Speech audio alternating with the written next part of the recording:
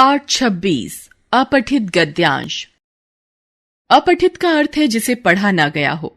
अपठित गद्यांश का अर्थ है ऐसा गद्यांश जिसे पाठ्य पुस्तकों में नहीं पढ़ा गया है। पाठ्य पुस्तकों में से न लिए गए गद्यांश अपठित गद्यांश कहलाते हैं। इन गद्यांशों के द्वारा विद्यार्थियों की पाठ्य पुस्तकों के अतिरिक्त अन्य गद्यांशों के अर्थ ग्रहण करने की क्षमता का मूल्यांकन किया जाता है। इसके साथ साथ उनकी भाषा की अभिव्यक्ति का भी मूल्यांकन होता है। अपठित गद्यांश पर आधारित प्रश्नों के उत्तर लिखते समय निम्नलिखित बातों का ध्यान रखना चाहिए। दिए गए अवतरण को 1-2 बार ध्यान पूर्वक पढ़िए। अवतरण पढ़ते समय पूछे गए प्रश्नों के संभावित उत्तरों को रेखांकित करते जाइए। प्रश्नों के उत्तरों में अपनी ओर से कोई बिंदु नहीं जोड़ना चाहिए। कई बार रेखांकित शब्दों या वाक्यांशों के अर्थ भी पूछे जाते हैं। इनका उत्तर देते समय ध्यान रखिए कि उनके उत्तर अवतरण के प्रसंग के अनुकूल हों। एक शब्द के एक से अधिक अर्थ हो सकते हैं, पर उसका जो अर्थ अवतरण के प्रसंग के अनुकूल हो वही लिखना चाहिए। यदि अवतरण या शीर्षक भी पूछा गया हो तो शीर्षक संक्षिप्त हो, कम से कम शब्दों का हो तथा अवतरण की आत्मा से पूरी तरह संबद्ध हो। उत्तर लिखते समय वर्तनी की अशुद्धियां न होने पाएं तथा उनमें विराम चिन्हों का यथास्थान प्रयोग किया गया हो। कुछ अपठित गद्यांश तथा उन पर आधारित प्रश्नोत्तर। युवा शक्ति किसी भी देश का प्राण और भविष्य होती है। जिस देश की युवा शक्ति भटक जाती है उस देश को अवनति के गर्त में गिरने से कोई नहीं बचा सकता। दुर्भाग्यवश आज भारत की अधिकांश युवा शक्ति दिशाहीन है। अपराधियों की सूची में युवाओं की तादाद अधिक है। लूट खसोट, डाकाजनी, चोरी, बलात्कार, हत्याकांड आदि में अधिकतर युवा वर्ग ही लिप्त पाया जाता है। यहाँ का अशिक्षित युवा वर्ग तो दिशाहीन है ही, शिक्षित युवा वर्ग भी दिशाहीन है। वह BA MA कर बेरोजगारों की लंबी कतार में जा खड़ा होता है।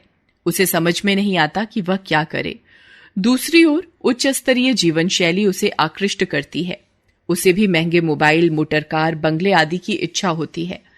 ऐसी कर्महीन इच्छाएं उसे अपराधों की ओर ढकेल देती हैं।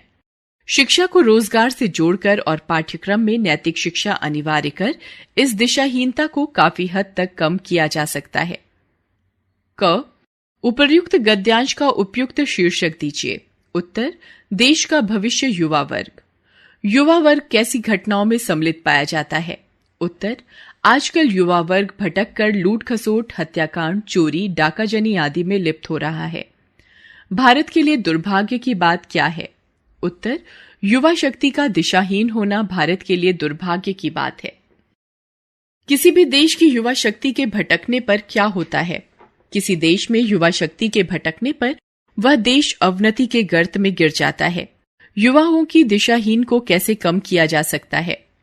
शिक्षा को रोजगार से जोड़कर और नैतिक शिक्षा अनिवार्य करके युवाओं की दिशाहीन को रोका जा सकता है।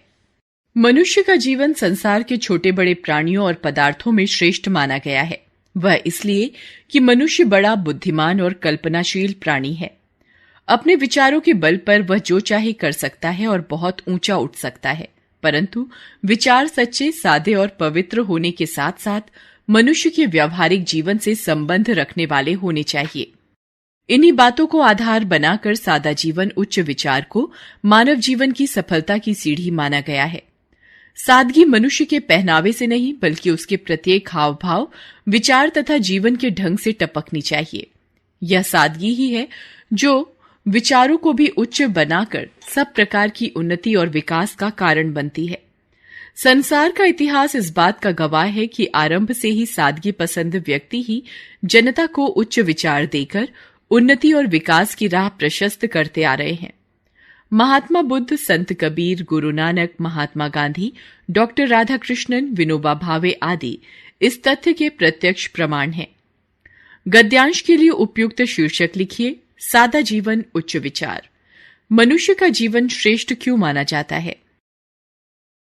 मनुष्य का जीवन श्रेष्ठ माना जाता है क्योंकि वह बुद्धिमान और कल्पनाशील है। उन्नति करने के लिए मनुष्य के विचार कैसे होने चाहिए? उन्नति करने के लिए मनुष्य के विचार सच्चे, सादे और पवित्र होने के साथ साथ व्यावहारिक जीवन से संबंधित होने चाहिए। उन्नति शब्द का उचित विलोम शब्द लिखिए। अवनति। महान है जो आत्मा में कौन सा समास है? कर्मधारय समास।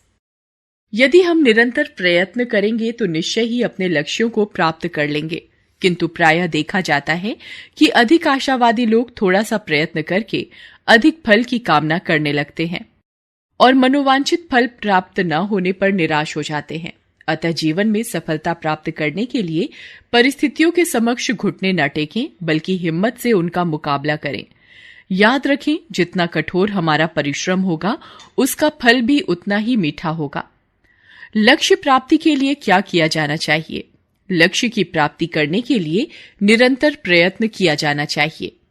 मनोवांछित शब्द का क्या अर्थ है?